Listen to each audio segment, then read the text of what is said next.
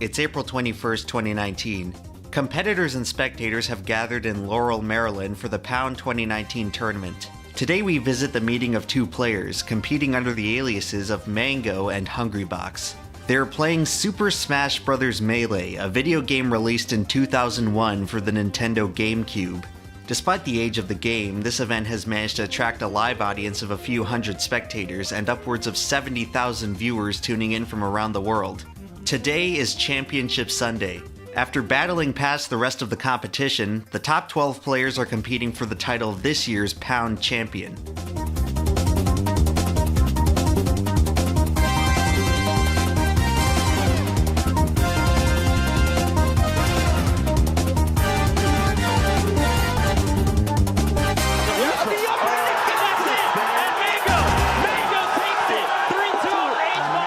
Since this is a double elimination tournament, Hungrybox is kicked down to the losers bracket where he now has to face S2J. The loser of this set will be out of the tournament in 5th place.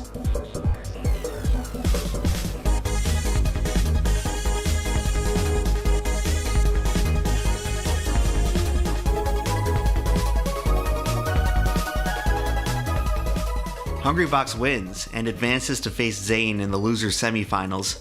Quickly, Hungrybox finds himself in deep trouble, about to fall to an 0-2 deficit. With his back against the wall, he rebounds to win Game 2. He narrowly wins the next 2 games to eliminate Zane at 4th.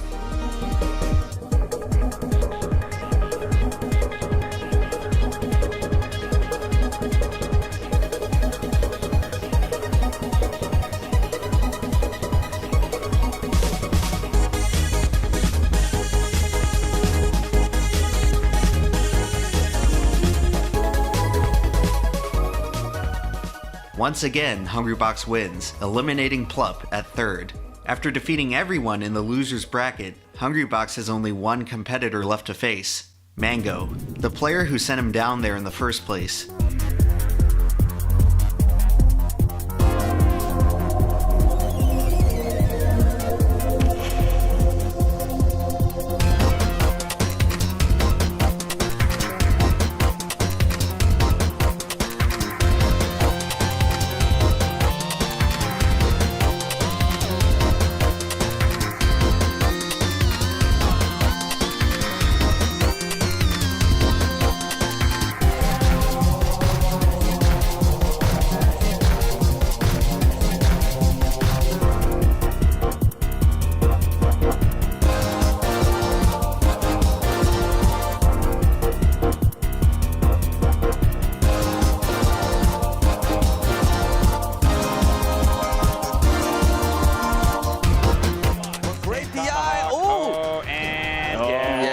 There it is, the reset. In their second encounter of the tournament, Hungrybox defeats Mango 3-1 to reset the bracket.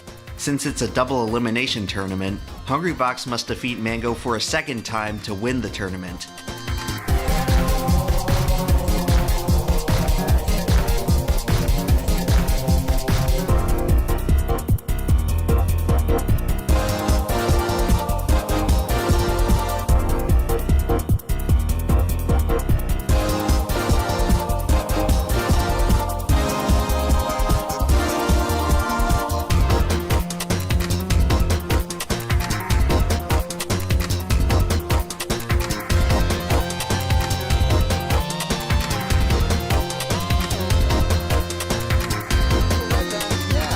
He'll take that. And up there, just comes down aggressively. Stage, oh, wait, and there it is. And Hungrybox. Hbox is your Pound 2019 Smash Bros. Melee champion. After an incredible comeback victory, Hungrybox begins to celebrate in front of the stunned crowd. But unfortunately for him, the celebration he earned is about to be cut very, very short. Hungrybox is the champion. What is that? Once again. What is that? What is he holding? I'm not sure what that is in his hand. Who threw this at me? He's saying someone threw that at him? Just because Hungrybox won? Just 10 seconds after his victory, a disgruntled spectator throws a raw crab at Hungrybox, narrowly missing his head. In a matter of seconds, Hungrybox is transformed from the most joyful person in the arena to the most miserable. Most people don't care that much about video games, but some people do. Out of these people, most don't care about competitive gaming, but some do. And for all the esports out there, most spectators don't care about watching a 19-year-old game, but still, some do. And out of those few people, surely, no one cares enough about the outcome of a match to throw a raw crab at the winner. But on this day in Laurel, Maryland, someone did. As far as I know, this is the only time something like this has ever happened in the history of competitive video games. But if it was going to happen, it was probably going to happen to Hungrybox. Who is Hungrybox? You know how hard I work on here?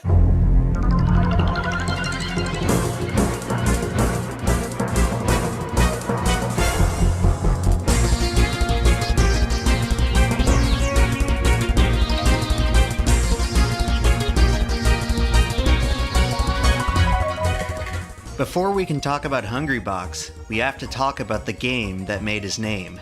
Super Smash Bros. Is one of Nintendo's flagship franchises, releasing on every console dating back to its debut on the Nintendo 64.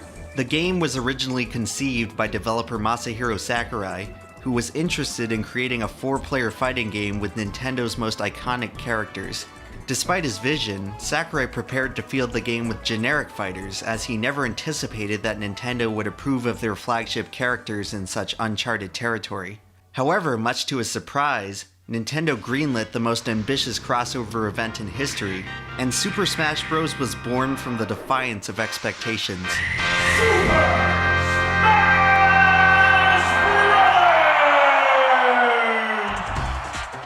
The game released in 1999 to a warm reception from critics and audiences alike.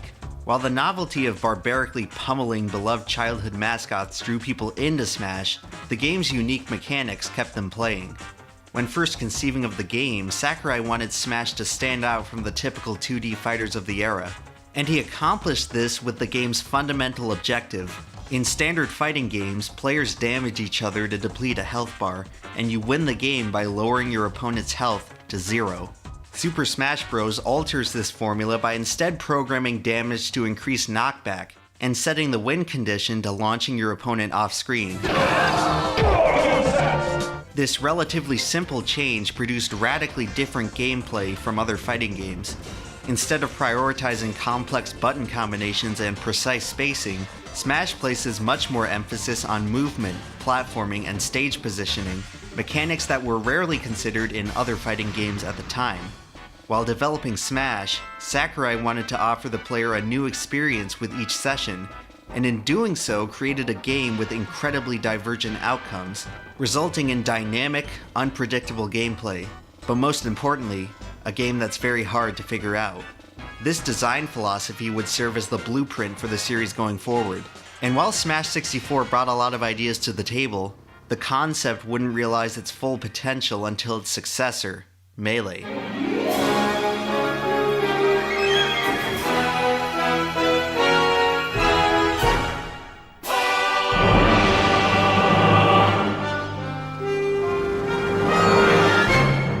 It seems as if Super Smash Bros. Melee has always been in a race against time, going all the way back to its development.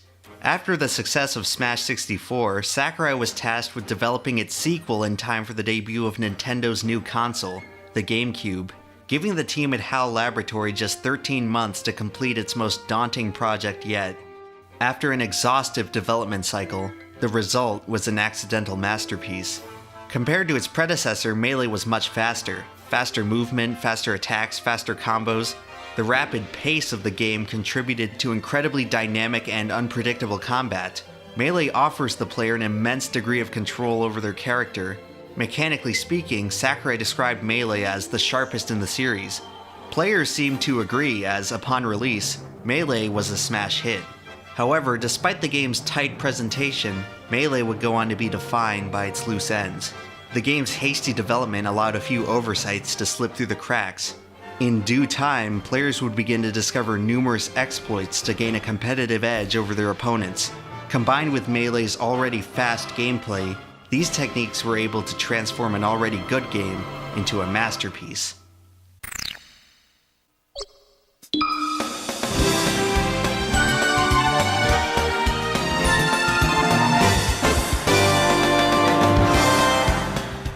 Super Smash Bros. Melee was, without a doubt, a very successful casual game, but its unique mechanics set the foundation for one of the greatest competitive games of all time. The discovery of such advanced tactics would push the game's potential beyond what anyone thought was possible.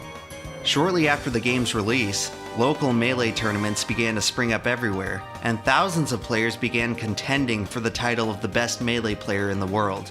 Starting in 2004, Major League Gaming would sponsor Melee on its pro circuit, incentivizing the highest level of competition with thousands of dollars in prize money. As tournaments became more prestigious, so too did the players. Captain Jack, Isaiah, and Azin emerged as Melee's top contenders, but no early player was better than Ken, the undisputed king of Smash. From 2003 to 2005, he won almost every tournament he entered, beating Melee's best competition along the way. Around 2006, new challengers like PC Chris and Korean DJ began closing the gap. Ken retained his crown all the way through 2007, where Melee made its first appearance at EVO. After battling through Melee's biggest tournament yet, Ken would once again emerge victorious in what many at the time considered to be Melee's last hurrah.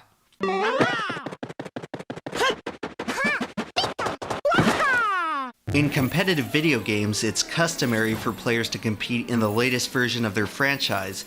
After 7 years as the GameCube's most popular title, Melee was scheduled to be supplanted by the next Smash game. As the franchise moved to the Wii, the competitive Melee scene was expected to follow.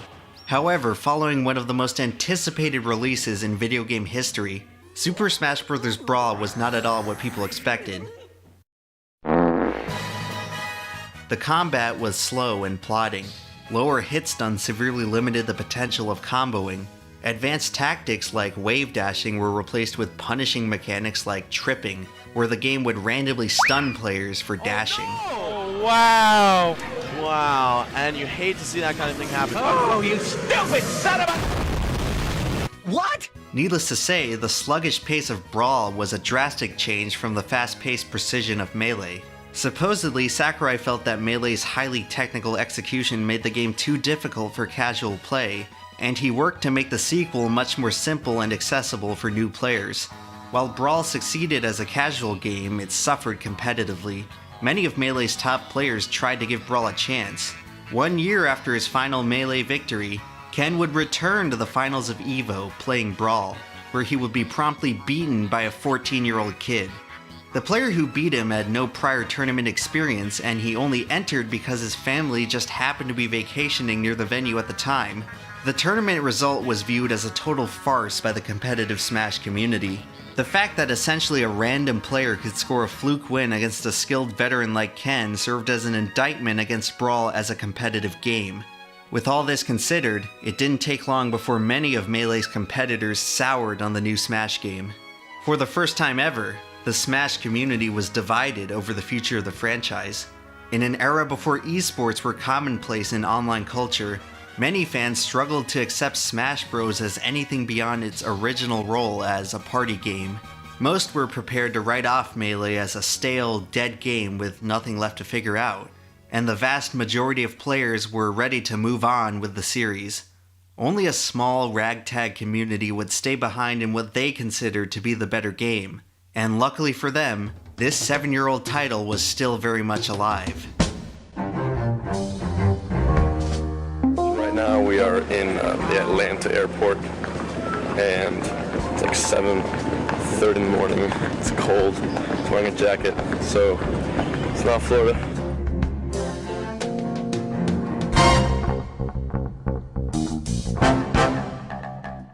Hungrybox started entering local Melee tournaments in the summer of 2007. In just a few months, he started regularly placing in the top 5. And by the next year, he started winning. As HBox kept playing, he found himself conquering tougher and tougher competition. In 2009, he entered Revival of Melee, the game's first major tournament since the release of Brawl. Facing off against the best in the nation, Hungrybox placed 7th. 4 months later at Genesis, he placed 3rd. 2 months after that at Tip-Top 5, he won. Just 2 years after he started competing, Hungrybox was already contending for the title of Best in the World. But in addition to his individual success, Hbox was arguably taking part in something much more important.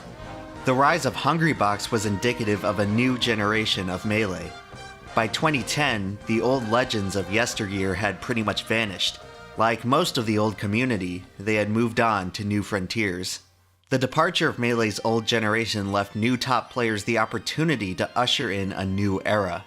In January 2010, the Pound 4 tournament would mark the beginning of a period in Melee's history known as the Era of the Five Gods, specifically serving as the first tournament with all five gods in attendance. The story of Melee's gods begins with the first god, Mewtwo King. Beginning in 2005, Mewtwo King would eventually rise and defeat Melee's old legends. Mewtwo King's Melee ascent was due almost entirely to his pioneering research into the game's combat. Frame data, character matchups, KO percentages, information that's readily accessible today was originally discovered by Mewtwo King's exhaustive exploration of Melee's mechanics. And for many years, no player knew more about the game than Mewtwo King. In 2008, Mewtwo King was widely regarded as the top player in both Melee and Brawl. To this day, he remains the only player to achieve the concurrent title of Best in the World in 2 different Smash games.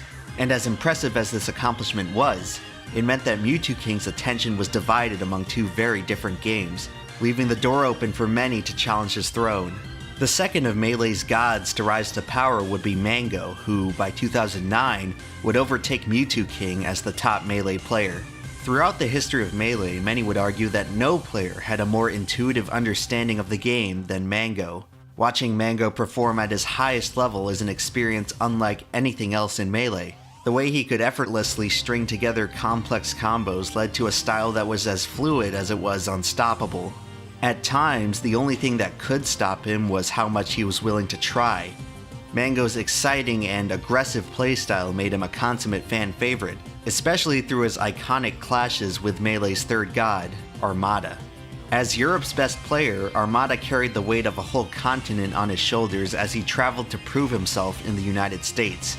Historically, Melee's competitive scene has viewed Europe as a significantly weaker region than North America, a stigma that was often used by Americans to invalidate the success of European players.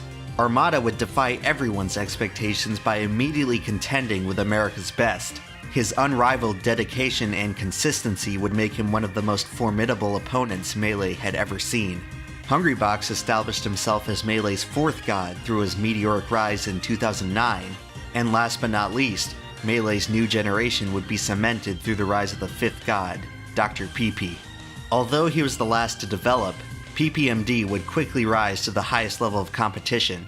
PP's style relied on tactical execution to pick apart his opponents with surgical precision. When the doctor was in, you were about to be prescribed your daily dose of destruction. These are Melee's 5 gods. Now that we've introduced who they are, we can talk about what they are. Carrying the title of God in any game entails a great deal of prestige, and Smash Bros is no exception. So what exactly did these 5 players do to transcend us lowly mortals? It's unknown who exactly introduced the term 5 gods to describe Melee's top players, but the expression started seeing frequent use in the summer of 2014, most likely used to describe the era of supreme dominance that preceded it. From 2009 to 2015, a member of the 5 gods would win every major tournament, utterly dismantling the rest of the competition in the process. In any competitive sport or game, it's typical to have 1 or 2 elite players win a lion's share of the competitions. Chess, for example, has witnessed Magnus Carlsen dominate the competition for the past 6 years. A rarer case is currently on display in tennis, which has seen 3 players dominate major tournaments over the past decade. A competitive game with 5 elite players occupying the same era is almost unheard of, but if such an unlikely event were to occur, it's somewhat fitting that it would happen in a game used to defying expectations. As the legend goes, Melee's 5 gods would hardly ever lose to any other players, and all were capable of defeating each other in any given competition, but just how much better were the gods than everyone else? Well, as a reminder, I like to recall 2 cases involving the player Hax, a skilled competitor known for his flashy combos and lightning-quick execution. In 2013, Hax was ranked as the number 6 player in the world, the best of the non-gods. He would remain a perennial top 10 player until his hiatus in 2015. In a 2014 tournament, Hax faced off in a set against PPMD. In the first game, he got 3-stocked in about 2.5 minutes.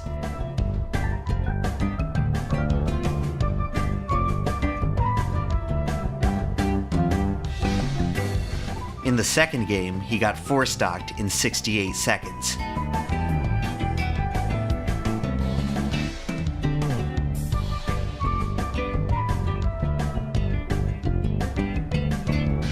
Later that year, Hax would compete in a set against Mango, which Mango would win 3-1. Not the most impressive result, until you realize that Mango doesn't actually main Marth or Captain Falcon. That's just the difference between a good player and a god. Even when you're good, you're a long way from the best.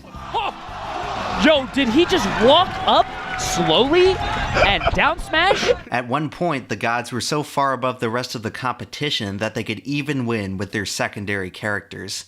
Now would probably be a good time to talk about Melee's characters. Out of all the Smash games, Melee may have the most interesting character composition. Some Smash games have 1 or 2 characters that outright dominate the meta, with the most obvious example being Brawl's aptly named Meta Knight, a character so blatantly overpowered that some tournaments chose to ban him entirely.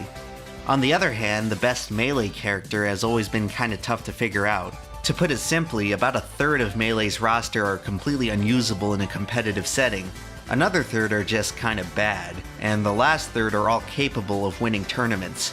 To this day, the community remains largely undecided on which character is actually the best, a debate that can be traced all the way back to the beginning of the game through the history of Melee's tier lists. That's right, this widespread facet of modern internet discourse originated from the niche purpose of categorizing characters in fighting games. In the early days of Melee, Sheik was considered the best character with her rapid attacks and movement. As the meta progressed through the rest of the 2000s, more characters would emerge as top-tier contenders. Peach with her strong aerial attacks, Marth with his chain grabs and huge spacing, Captain Falcon with his heavy combos, the Ice Climbers with their infinite combo, and the Space Animals, Fox and Falco, with their great mobility and high damage. And then there's Puff.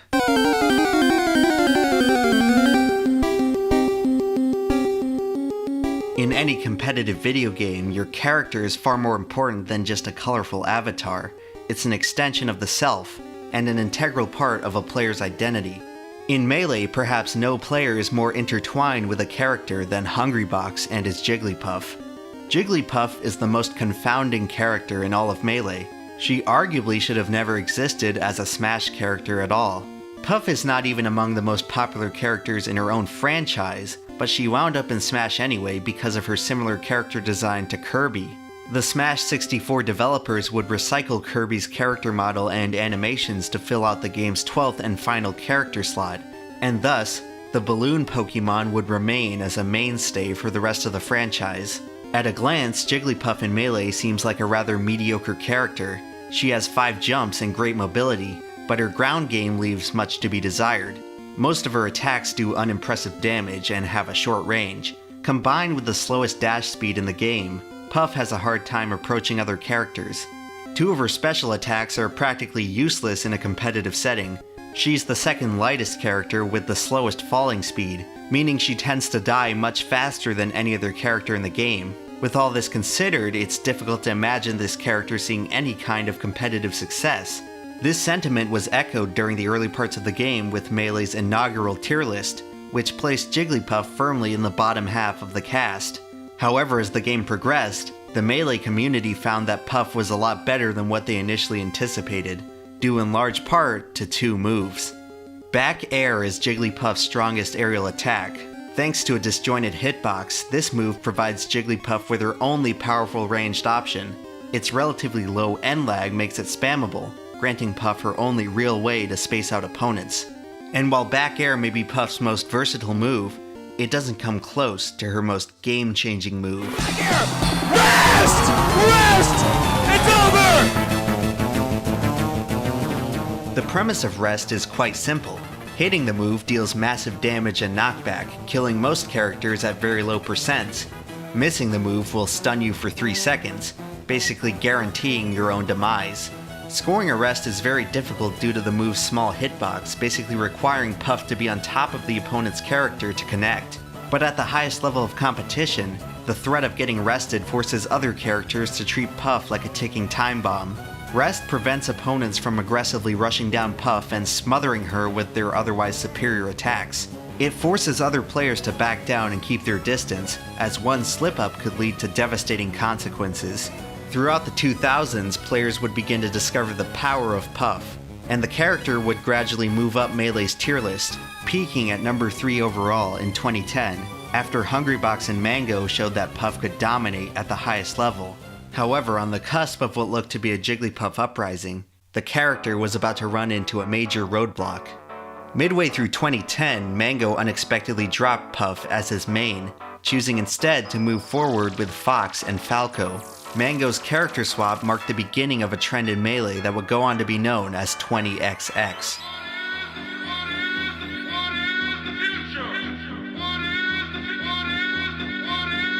Welcome to the world of tomorrow!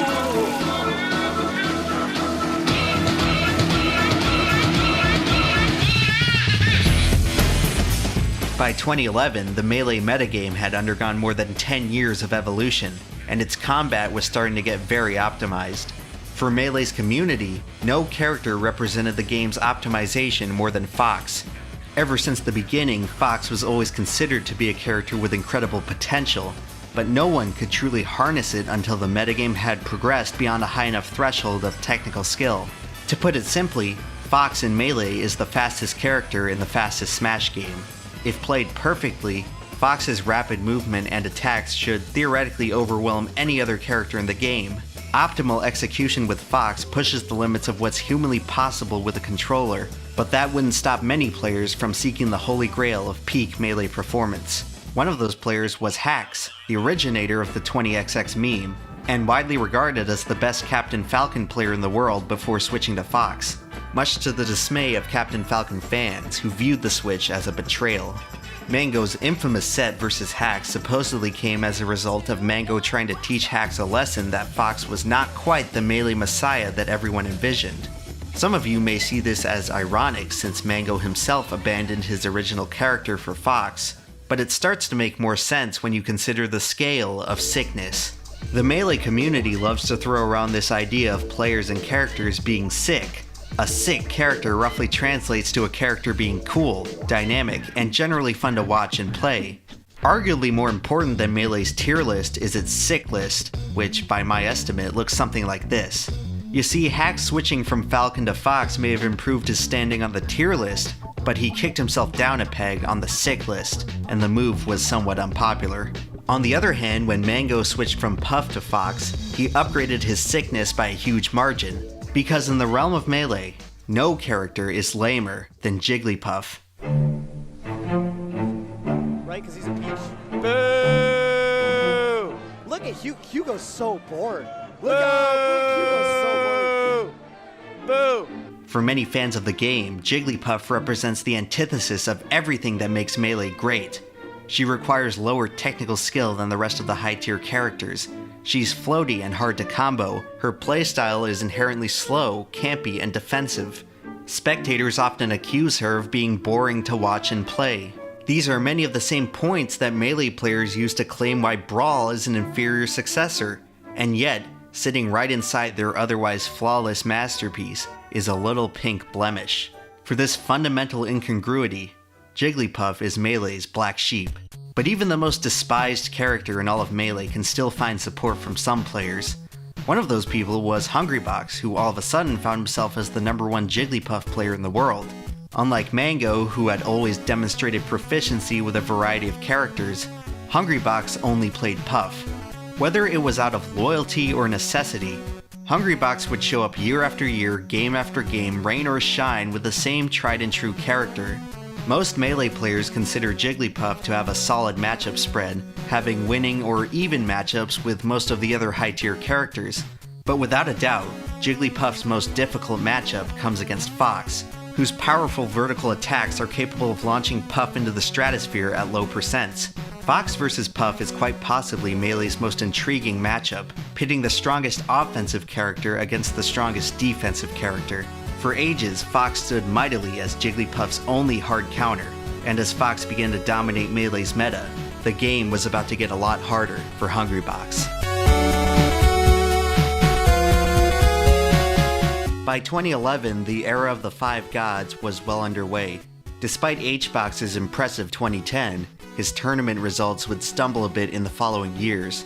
He would grab the occasional first place at smaller events, but would struggle to win at tournaments with more than one other god in attendance. Although around this time, he hardly had much of an opportunity. Melee was still very much in the midst of a competitive dark age, and nationally organized tournaments were few and far between. Despite its small underground following, the Melee community held steady, persisting through sparse events and prize money fueled almost entirely by the love of the game itself. Their patience would pay off when, unbeknownst to anyone at the time, Melee would once again be thrust into the spotlight. 2013 was arguably the most influential year in Melee's history, a year that was marked by 3 monumental events. 2013 oversaw the release of Project M, one of the most ambitious video game mods of all time, which sought to reimagine what Brawl could have been had it retained Melee's fast-paced mechanics.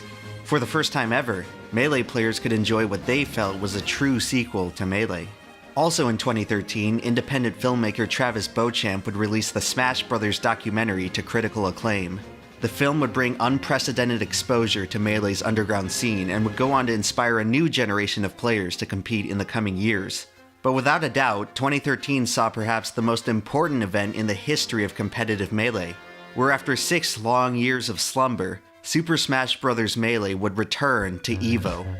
The announcement quickly drew in over 700 competitors, making EVO 2013 the biggest Melee tournament to date. And heading into the event, all eyes shifted towards the 5 gods of the game.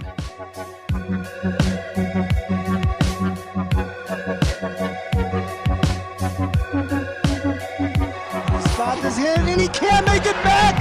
And Mango is gonna take it over Dr. Pee-Pee.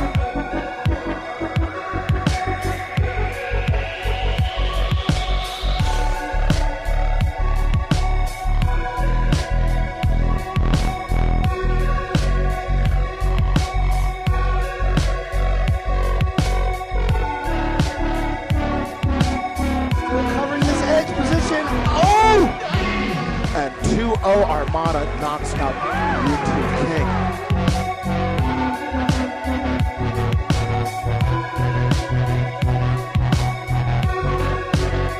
Percentage kill. No, can't keep him out there. Has knocked him out. He's taking his shirt off. His shirt's in the crowd. To everyone's surprise, Hungrybox found himself in winners finals of Melee's most important tournament to date. Even more shocking was his opponent, Wobbles, an Ice Climbers player in the twilight of his career who managed to slay 2 gods on his way to one of the most improbable runs in Melee history. Hungrybox was in prime position to become EVO champion.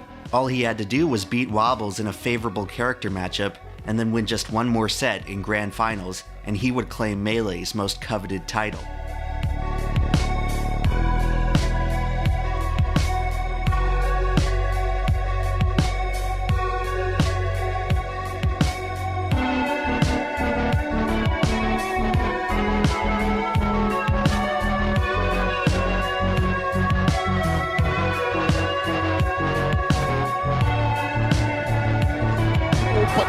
This time, oh, he got it this time. Oh, what? Wow! Wow! You're done.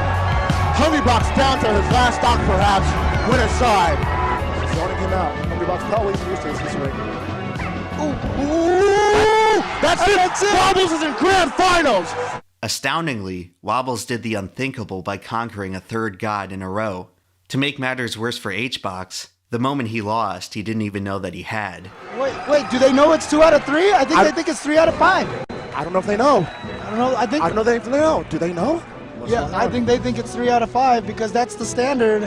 And there's the handshake, Hungrybox. Oh, Hungrybox is not happy about this. There's the handshake. And Wobbles. After this discouraging moment, Hungrybox had to imagine that his golden opportunity to claim the EVO crown had slipped right through his fingers. The rest, as they say, is history.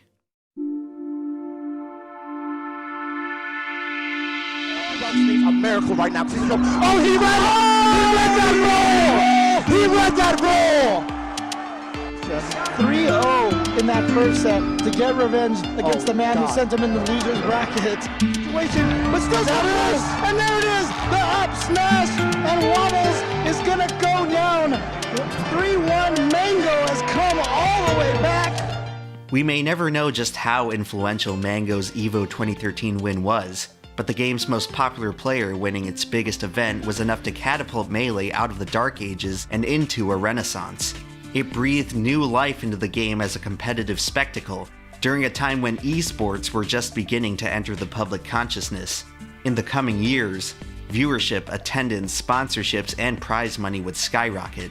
After EVO 2013, Melee would never be the same. While the game was booming, Hungrybox was slumping. With his loss at EVO, HBox only added to his 3-year-long major tournament losing streak, and he did so in gut-wrenching fashion, not just getting upset by Wobbles, but also handing the tournament win to Mango, who was, at the time, Hungrybox's biggest rival. Following his EVO victory, Mango hosted a now infamous Reddit AMA, on which Hungrybox voiced some scathing remarks about how Mango had disrespected him for his entire career. Mango's response? Come up and get me. I'm the boss. Roll. That's right. 2013 also saw the release of Melee's first annual player rankings. Mango, following his monumental win at EVO, scored the #1 rank. Hungrybox, in a lackluster year, sat 5th, the worst of the best. As 2014 rolled around, things would only get more tumultuous for Hungrybox. This was the year that 20XX began to tip the scales of the Melee metagame. In addition to the other gods of the game, Hungrybox now had to face a rising generation of highly technical Fox players like Hax, Leffen, and Lucky. With each tournament, the Puff main was dealing with more threats than ever before. If the Fox revolution wasn't enough, HBox also faced challenges that few others could have anticipated. During this time, Armada would frequently thwart HBox by using Young Link, an obscure mid-tier who was only really viable at countering Puff. Hungrybox's losing streak would continue deep into 2014, where he would once again enter EVO in desperate need of a win. In his most impressive performance of the year, Hungrybox would play valiantly, beating PPMD and finally vanquishing Armada's Young Link, only to be double eliminated by Mango, who won the tournament for the second year in a row. What Hungrybox lacked in winning, he made up for with his flair for the dramatic. She spins around when she does it too. Oh man, Hungrybox still alive. Leffen. This guy's confident. He's confident now. He's got his confidence back. A few moments later. Uh-oh. Wow. Is this it? Okay, he DI'd it away. Oh my god! That's the setup. Hungrybox, humongous comeback. Around this time, Hungrybox started developing a penchant for making ridiculous comebacks. These clutch displays reminded everyone of his skill, and earned him the moniker of Clutchbox. But improbable comebacks weren't the only dramatic traits of HBox's play. Much like his in-game character, HBox 2 was a bit theatrical and emotional. During this time, he was most often characterized by his explosive pop-offs after close wins. Perhaps it was his way of confronting the growing pressure from Melee's new wave of spectators. The combination of his god status and defensive playstyle caused many fans to actively root against him. By the summer of 2014, Melee was no longer just a ragtag bunch of players competing mostly for bragging rights. It was becoming a legitimate esport, with its players falling under the scrutiny of thousands of spectators. You have to imagine that any player would have a tough time adjusting to such a drastic change, especially in Hungrybox's case where, more often than not, the crowd was firmly against him. 2014 marked a year of tremendous growth and change for Melee, but Hungrybox ended the year exactly where he started, ranked 5th.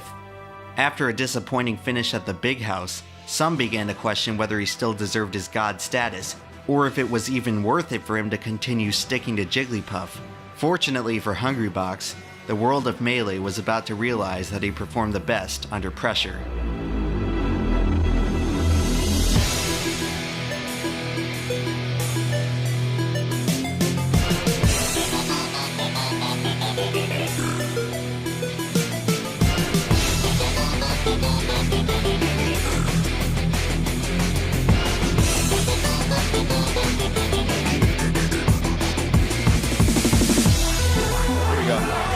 And Mewtwo King gives up game 1. You know, I really feel like Hungrybox's tag is applicable. Bruh.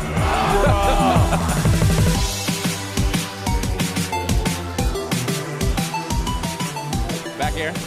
Oh, that's gonna be it. Yeah, He's double back here. Right there. Wow, and look at him. The King is so upset.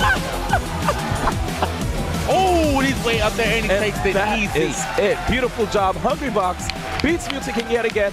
Hungrybox opened 2015 with a bang by winning Paragon Orlando in dominant fashion. At long last, HBox won a tournament with multiple other gods in attendance, snapping a losing streak dating back to 2010. The celebration would not last long, however, as through his victory, Hungrybox had just awoken a sleeping giant. That's it. Nice. Wow. And just like that, Hungrybox up 2-0. Fox? Did I hear Fox? I heard Fox. Okay, let's see what Armada can do here. Throughout the rise of Fox in the Melee metagame, Armada was one of the few remaining holdouts who did not pick up Fox in any capacity. That all changed in 2015 when he determined that solo maining Peach was no longer a viable option. Over the past several years, Hungrybox had been slowly but surely improving at the Puff Fox matchup. The abundance of Fox players in the meta gave Hungrybox a matchup nightmare at first, but it also provided him with plenty of practice to learn how to counter it. The prior years of frustration gave him enough experience to turn a daunting matchup into an increasingly winnable one. Armada's Fox, however, was different than anything Hungrybox had ever seen before. It was as technical as any other players, but matched the patience and discipline of Hungrybox's own playstyle. Following Paragon, Armada's Fox would beat Hungrybox at Apex 2015, then again at Sandstorm. After the character change, HBox would fall to Armada 7 out of the next 8 sets they played. But despite this new setback, Hungrybox was rising. His tournament results were gradually improving, but more importantly, he learned how to adapt to the spotlight. 2015 featured the debut of heel Hungrybox, where he learned to embrace his role as Melee's villain.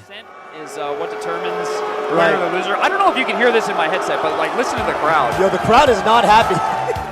Hungrybox developed a cocky, brazen persona that he used to taunt hostile audiences.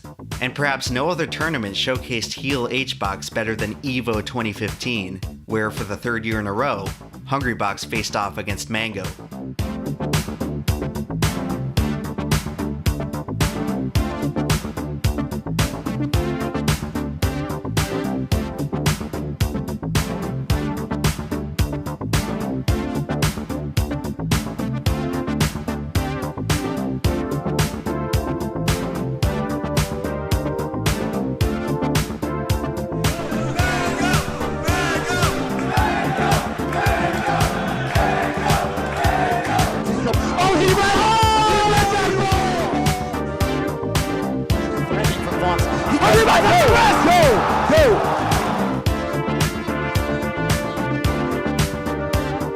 Therefore, since I can approve a lover, I'm determined to prove a villain.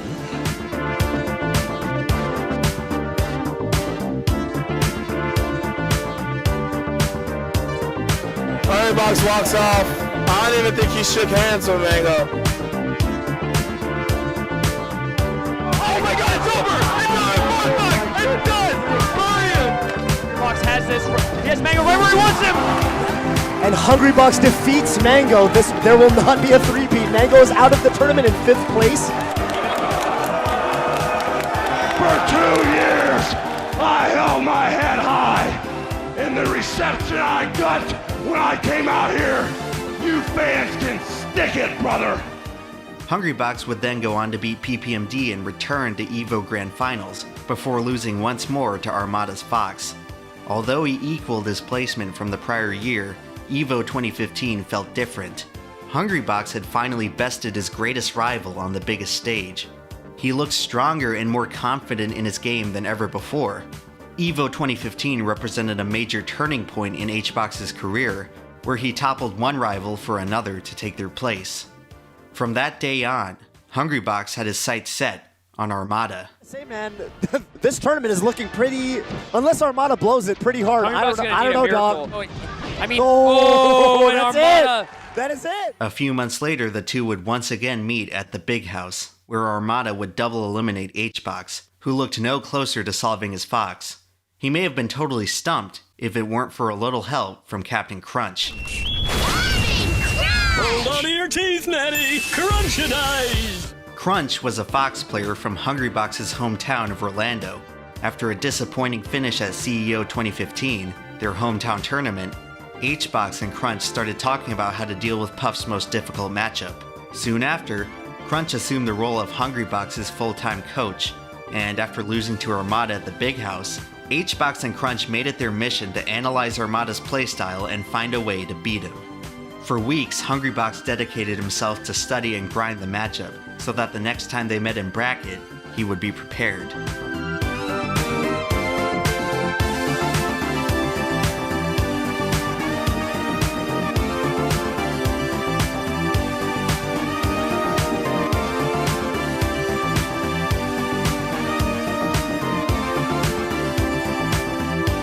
Armada plays the platform. H-Box is all over him. I think that is it. Congratulations to Hungrybox making history here on European soil. With his win against Armada, Hungrybox had proven that he could conquer anyone and everyone that Melee had to offer. He had spent a whole year building himself up as Melee's unstoppable villain, but after perhaps the most monumental win of his career so far, the pompous, arrogant H-Box unexpectedly broke down in tears. D1, I've wanted this for so long. And you know, my dad just passed away, you know. It was my biological dad, and I know it's personal stuff, but he told me, you'll never be the best. You'll be good, but you'll never be the best.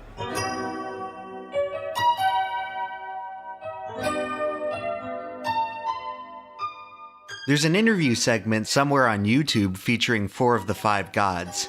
Hungrybox was supposed to be there too, but due to a scheduling conflict, he couldn't participate. The producers decided to replace Hungrybox with a cardboard cutout of Hungrybox. An amusing prop, but also a disturbingly accurate metaphor of how many in the Smash community view him. It looks like you might know something about. I know nothing. You have no. Wait, I know nothing. Any of you guys have any experience hanging out with him? I'm actually not entirely sure what to say because I feel like I know Hungrybox more than I know Juan.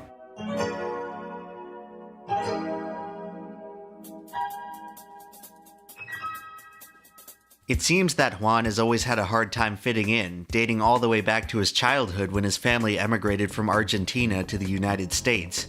You have to imagine that it's not exactly easy to make a lot of friends at school when most of your classmates don't even speak the same language as you. Things at home weren't much better for him either. Juan's domestic life was often thrown into turmoil by his father, who would mismanage his family's wealth and outright abandon them in pursuit of his own fruitless business ventures. Juan's complex relationship with his father and the world around him ultimately created the competitor you see today, for better or for worse. The conflict Juan faced growing up instilled in him a powerful work ethic and unparalleled mental fortitude that he used to excel in Melee and in life. All those losses over the years suddenly become a lot more reasonable when you realize that H-Box was balancing Melee with a full-time student workload, and then a full-time job as an engineer. Here's the amazing thing about going through school and working your ass off. You know how many times I did my own homework? I have more EVO wins than I did my homework.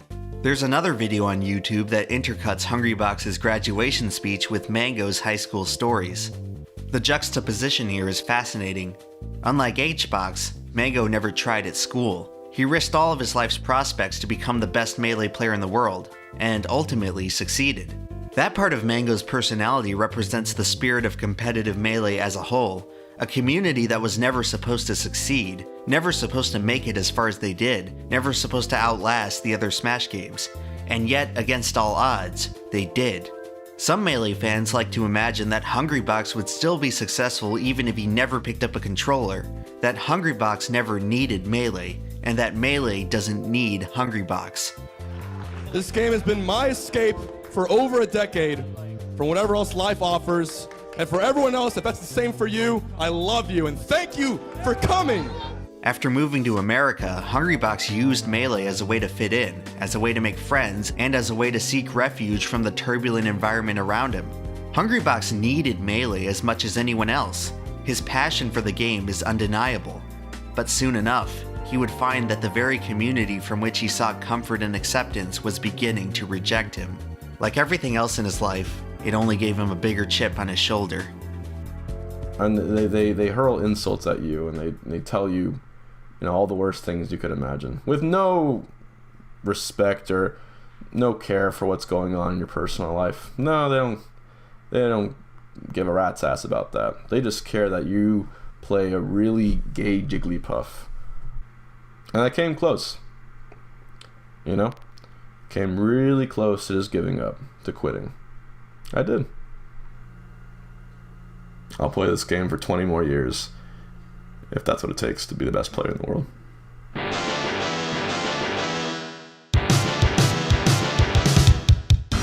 Hungrybox ended 2015 ranked second behind Armada. Fueled by his newfound belief that he could beat anyone, Hungrybox entered 2016 on a warpath.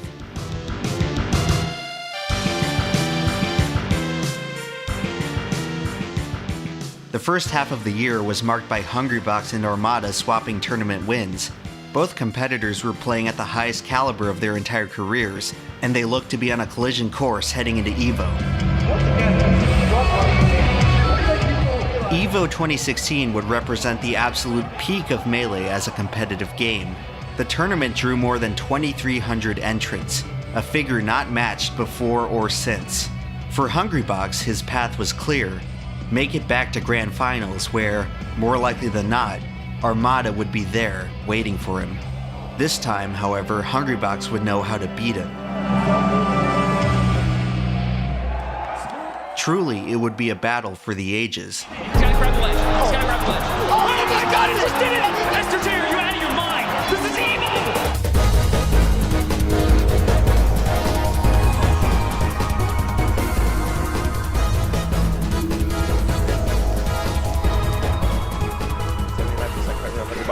Whoa! All right. Hungrybox with a 2-0 victory over Chilladude.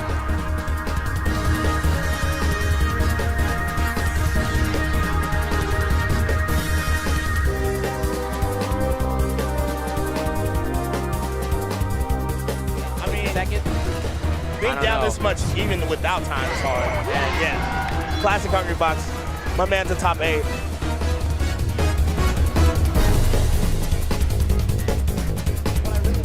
So, count them. Bubba's done 0 grabs thus far. Yeah, he had no jumps. He had no jumps, no pounds. Yeah. Hungrybox down came in the winner's bracket, up 1-0. He's putting these hitboxes right outside of where H-Box wants to be. This is the needles right now. He's trying to snipe his jump. What's he gonna get? Oh my god! 2-0! And Plump advances in the winner's side. Hungrybox going down to the loser's bracket. Yo, the assassin needle. As the story goes, following his loss to Plup in winner's semifinals, Hungrybox was so discouraged that he almost checked out of the tournament entirely. All of a sudden, the memories of his past failures all came rushing back, along with the bleak realization that this year would be no different. Although he adorned the nickname of Clutch, he had never actually won a major tournament from the loser's bracket. For a brief moment, in his mind, his fate was sealed.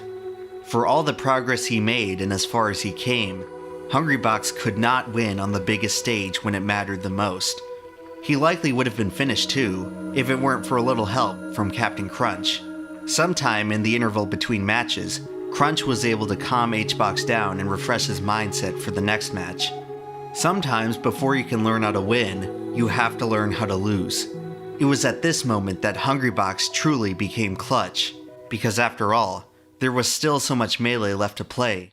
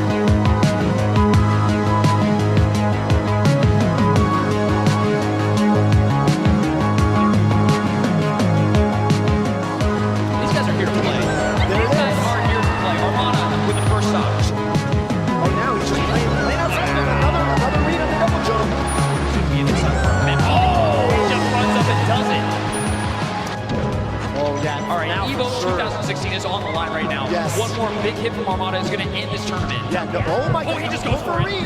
Notably, rest is kind of out of play right now because if you rest Armada. And then the moment that changed Melee forever. Right now. Smash the air. Oh, wow. He gets up the ledge. An air dodge. No punish. Yeah, way too high for Seth to get anything off there, but that back air is probably going to close on the start. Probably. Armada not giving him anything. Not But he gets hit. He gets that could be it. To reset the record. The reset.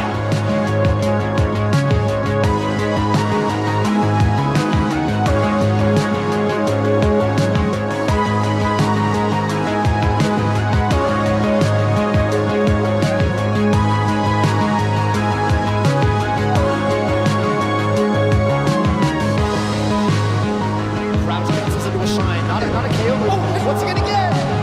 Game 5.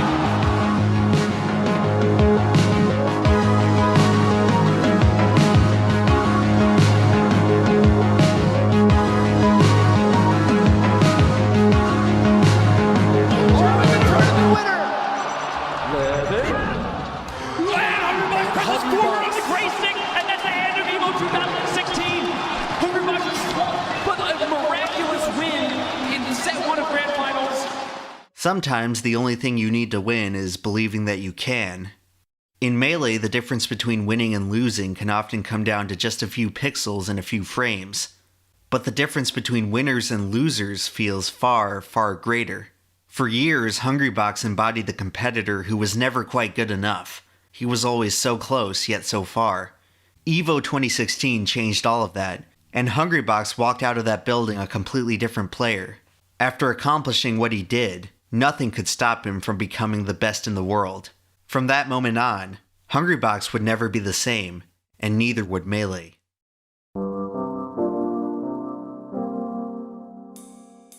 After conquering his greatest challenge yet, Hungrybox fell into a bit of a slump.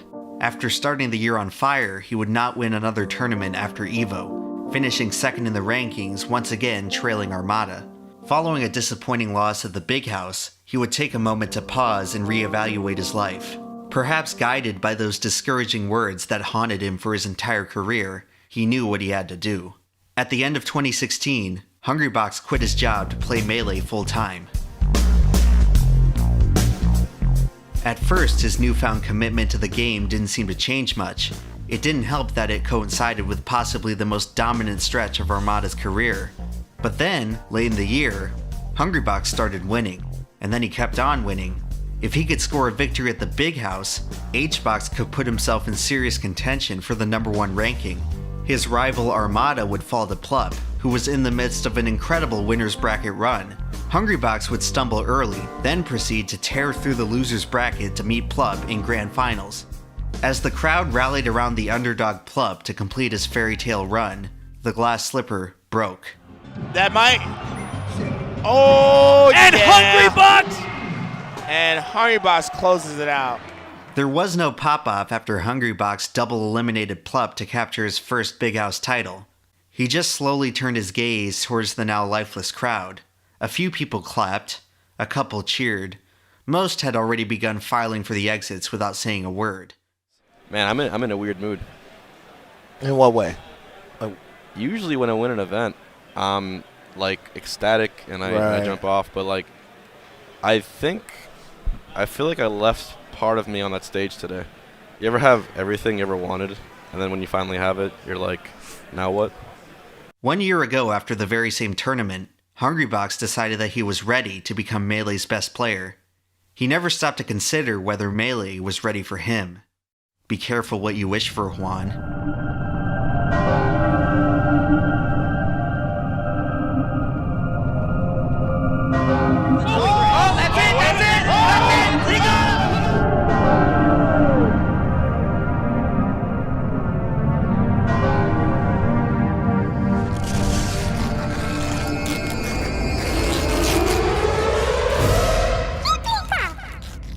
Well, we're boned.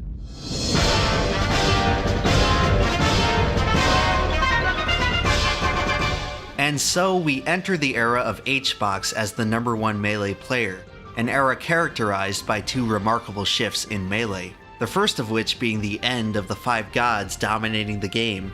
The untouchable status of the gods had been in decline ever since 2016, after PPMD was forced to take an indefinite leave of absence due to medical issues. To this day, he has still not returned to competitive play. The 4 remaining gods continued to hold the keys to the kingdom through 2017, but many were beginning to tell that the end was near. No shield. Armada. Leffen is our EVO 2018 Super Smash Bros. Melee champion. 2018 saw the year's 2 biggest events fall to new contenders, with Plup taking Genesis and Leffen taking EVO.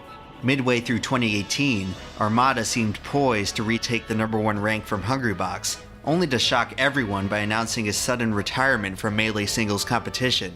Although never explicitly mentioned, many have attributed his retirement to the constant stress he suffered from trying to keep pace with Hungrybox. For me, I feel like if I can't have fun doing it, then it's no point in doing it. At around the same time, Mewtwo King started shifting his focus away from Melee in favor of streaming and writing his book. In 2019, Mewtwo King only competed in 4 events and looks unlikely to return to full-time competition anytime soon. Mango, perhaps the most dominant player ever in his prime, failed to win a tournament in 2018. And while he can still crank out the occasional epic performance, his inconsistency has relegated him to a shadow of his former glory, placing his god status in serious question. These days it seems that Hungrybox is the only god left who can still strike fear into the hearts of his opponents through his sheer dominance alone. In his time there were 4 others like him. Now there's just one. The current state of Melee is represented partly by the decline of the gods, but mostly by something far more confounding. Hungrybox always wanted to become the best in the world. He struggled through years of frustration, gradually improving and eventually defeating the best players that Melee had to offer. But when he finally achieved his life's goal, he began to realize that the promised land didn't exactly come as promised. Becoming #1 in the world was the hardest thing Hungrybox had done in his entire life. He was about to find out that being #1 was even harder. It's common for sports or games to generally dislike their most dominant competitors, but in all these cases, most of the hatred never strays far from the confines of the competitive landscape. You hate Tom Brady when he destroys your favorite team in the playoffs, but if you saw him walking down the street, you'd probably want his autograph. In Melee, the hatred for Hungrybox has progressed far beyond a simple competitive rivalry. A large fraction of the Melee community seem to treat Hungrybox with utter contempt.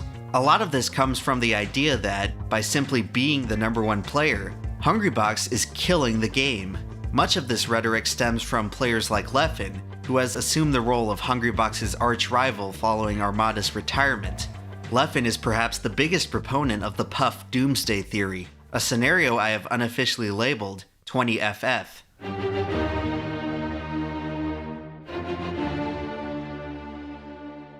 Leffen believes that Jigglypuff is not only the strongest character, but the easiest to play. In the year 20FF, no one plays Fox anymore because everyone has switched to Puff in order to beat Hungrybox. Melee games have devolved into boring, unwatchable stallfests where the only measure of winning is determined by which Puff player can outcamp the other. A compelling theory until you realize that Hungrybox is the only Puff player in the top 35, and has been for basically the past decade. Even now, entering year 3 of Hungrybox as Melee's top player, Jigglypuff mains are still few and far between. If Puff was truly such an unskilled, overpowered character as many of its ardent critics like to claim, then surely someone, anyone else could have risen to the top of the Melee metagame besides HBox. 20FF theorists will often counter this by saying that playing Puff is so boring that hardly anyone is willing to play as the character even if it could vastly improve their tournament results. They say this despite the great number of Ice Climbers players who only practice wobbling setups for the sole purpose of cheesing tournament wins. In a competitive game, it's no surprise that people will do anything to win. You play to win the game. Hello? And at some point, you have to account for the fact that Hungrybox is the only Puff player in the modern era who has been able to consistently win.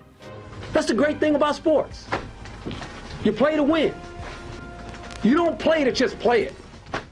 The same critics also like to claim that Puff is as boring to watch as it is to play, and that Melee is hemorrhaging viewers for as long as HBox is on top, even though in 2019, during Hungrybox's most dominant stretch, peak viewership actually increased across most tournaments.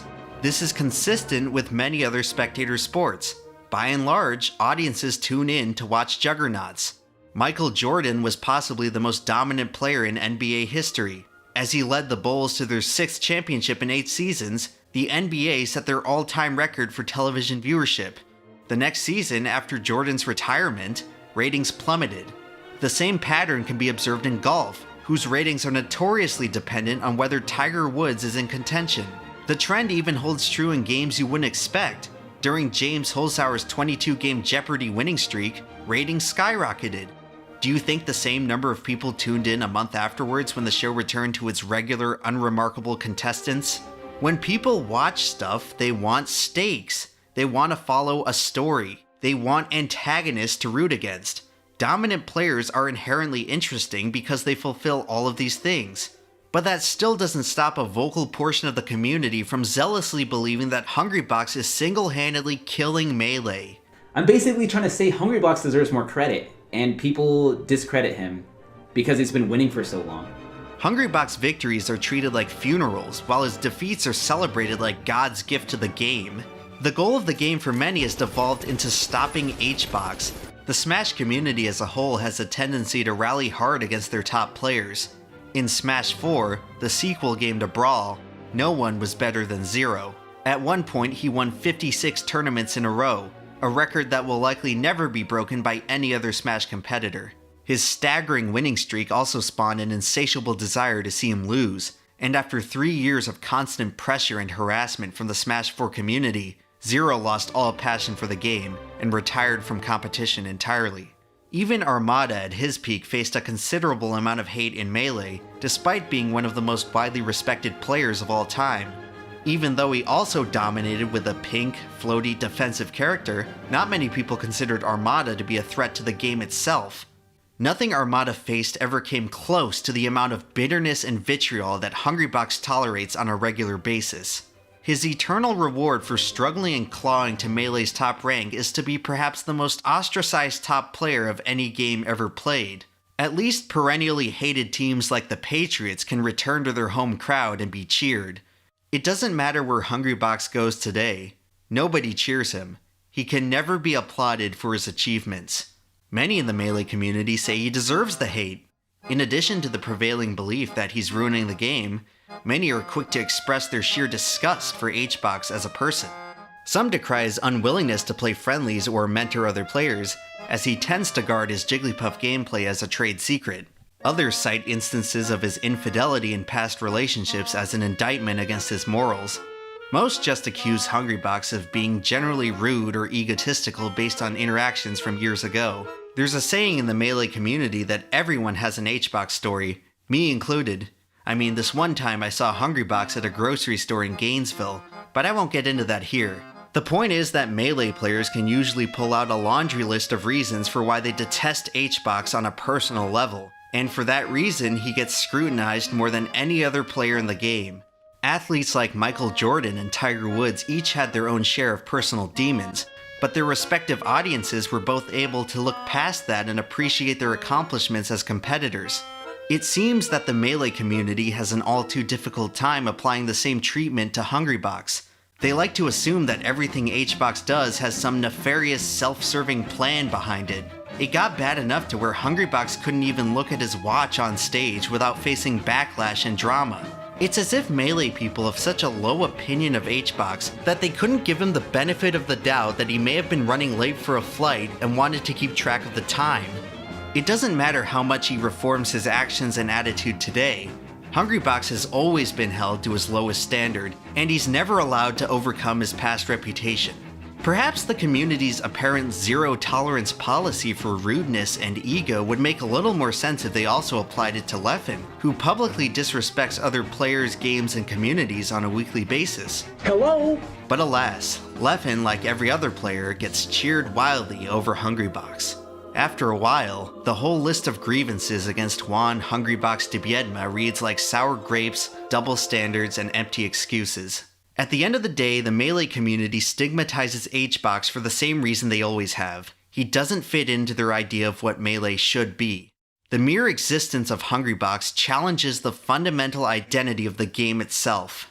Melee prides itself on its fast-paced gameplay, yet its top player uses one of the slowest characters. Melee celebrates its highly skilled technical mechanics, yet its top player uses the character with the most simplistic controls. Melee relies on its risky and aggressive playstyles to wow its spectators, yet its top player plays patiently and defensively. Hungrybox can never be truly respected because Hungrybox isn't Melee. But allow me to explain to you how he is. It's July 9th, 2013. After raising more than $90,000 for charity, the Melee community punched a ticket for their beloved franchise to return to EVO. After 6 long years of waiting, the biggest Melee tournament in history was less than a week away. This could be Melee's big break. If the talent can put on a good enough show, Melee may finally be recognized for the brilliant competitive masterpiece it is. With less than 3 days to go before the tournament, Nintendo blocked EVO from streaming Melee, to the absolute shock of the Smash community. Eventually, after a sizable amount of backlash, Nintendo allowed the event to proceed as normal. But the message had been delivered loud and clear. Nintendo would never truly respect Smash as a competitive game. No matter how popular competitive Melee got, the community would always be on their own. It didn't really make much of a difference because that's how it had always been, but in an age where most game developers embrace competitive play by bankrolling huge tournament pots, it's discouraging to realize that Melee will never have that privilege. 2019 saw a Fortnite player earn $3 million by winning a single tournament. That's nearly 10 times the prize money that Hungrybox has won in his entire career, a career in which he consistently placed top 5 at more than a dozen tournaments per year for over a decade. It's sad to think that top Melee players who are so talented and draw in so many viewers often have a hard time affording rent from tournament winnings alone. Melee fans love Mango because Mango represents how they see Melee. What many of them don't consider is that Hungrybox represents how the rest of the world sees Melee. Other Smash players often regard Melee players as rude and arrogant, and they actively root against Melee's success.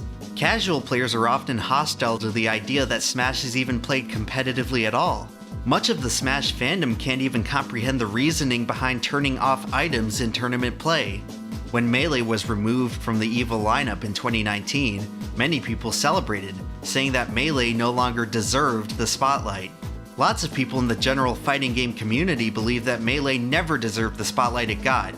The Smash Bros. Franchise and Nintendo games in general have been stigmatized as kids' games ever since they censored blood in Mortal Kombat. Many traditional fighting game players don't respect competitive Smash for this very reason.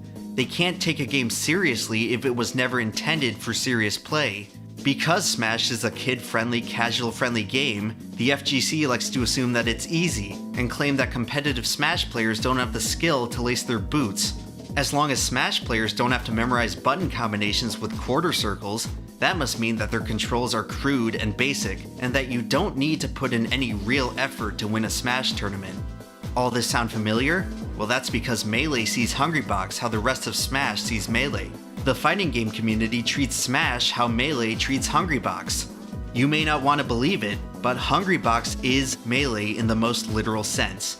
Both spent years being told they weren't good enough, that they would never achieve what they would eventually become. Both were constantly disrespected, stigmatized, and ridiculed because they didn't quite fit into what others thought they should be. Both were able to succeed even though everyone else wanted them to fail. Both have a huge chip on their shoulder because no matter what they accomplish, how many challenges they overcome, and how much they prove themselves, they will never get the respect they deserve. In the countless, endless online arguments between the FGC and Smash, Melee fans will always defend their game by saying just because it's different doesn't mean it's easy. Every time this happens, Hungrybox just shakes his head and sighs. It's hard for everyone. It's not easier for Puff or for Falco or for Fox. It's all hard to win tournaments. So just get better. Hungrybox is Melee. And you know what else? Hungrybox is the best in the world. And as much as some people would tell you otherwise, Melee has never been more interesting. 2019 saw Hungrybox win 12 of the 20 tournaments he entered. It also saw a Pikachu main and a Captain Falcon main win majors for the first time in the history of the game. So despite Melee entering its 20th year of competitive play, it appears to be far from a solved game. And that's because despite how many people bought into 20XX, Jigglypuff is the meta. While the rise of Fox encouraged many players to get increasingly faster and more aggressive, the rise of Hungrybox has forced many of them back to the drawing board. Even though the new era has been tough on Foxes, it has led to the rise of a new generation of players with more patient, strategic playstyles. Players like Zane, Wizrobe, and Amsa have all demonstrated the capacity to beat Hungrybox without a favorable character matchup. At times, despite his recent dominance, Hungrybox has never looked more vulnerable, frequently losing to players and characters that he never has before. This is mostly due to how, at long last, the rest of Melee's competition is finally catching up to the level of the gods. In present-day Melee, the gods are the old generation, and Hungrybox is the last of the gods. Melee is approaching the precipice of an entirely new era, and Hungrybox remains the last stickler of the old days. In a way, Hungrybox carries the torch of all the gods. Newer players will never know the satisfaction of challenging a prime Mango, Armada, or PPMD. For them, facing Hungrybox is the next best thing. He represents one of the few remaining links between old and new Melee, and as much as some Melee fans would like to forget, he's an integral part of the game's history and legacy. Hungrybox, like Melee, is still going strong all these years later. In 2018, Nintendo released the 5th installment to the Smash franchise with Super Smash Bros. Ultimate. So far, it has been the first Smash title to successfully appeal to both sides of the competitive community, with players like Armada, Leffen, and even Hungrybox frequenting Ultimate events. However, despite the popularity of Ultimate, Melee still consistently surpasses it in viewership. Even in its advanced age, Melee is the future, and shows no signs of dying off anytime soon. There will come a day when Hungrybox stops playing Melee, and in his absence, the game will become that much less interesting as a result. And now, at long last, we return to the crab, perhaps the most enduring symbol of Melee's relationship with Hungrybox. Crab mentality refers to the unwillingness of a community to let its individuals succeed. It's based on the behavior of crabs in a bucket, who will often prevent their peers from escaping by pulling them back from the brink of freedom, thus dooming them all. If Melee is to survive in the future, they'll have to learn to tolerate their top player. By trying to destroy Hbox, they're only destroying themselves. Because at the end of the day, Hungrybox is Juan de Biedma. Despite playing for the past decade with the status of God, he's only human. It is my personal belief that human beings are naturally meant to persevere. No matter what happens, as long as we simply make the decision not to give up, it simply does get better if you believe it will.